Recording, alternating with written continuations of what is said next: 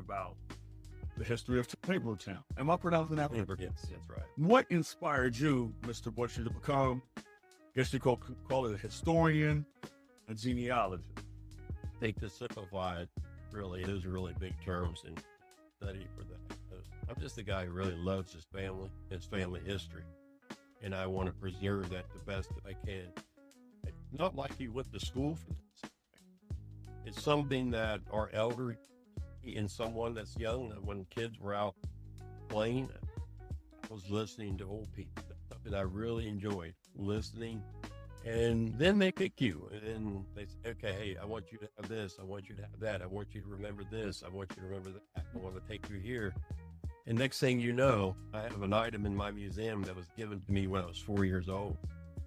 4 years old, something clicked in my head that this is very important.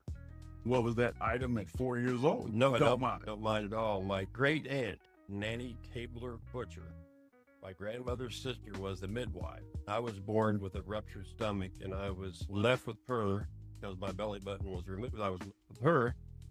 Became very to this point as a young child. I just remember leaving her house with this sack full of World War I military shells that her husband had brought from World War I.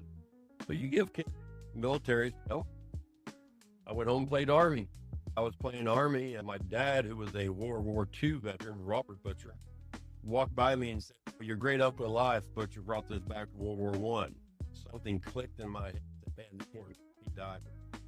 So ever since then, things come to me, try to preserve. Interesting to think about connection between blacks in the military from as far back as the Revolutionary War, Civil War.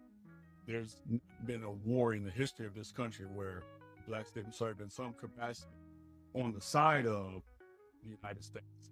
So when you look at Civil War, when you look at World War I, the several wars this country has been involved in, it's definitely a salute we that are here today, we can give to them, those are ancestors, and we being their descendants, more than just tip our cap.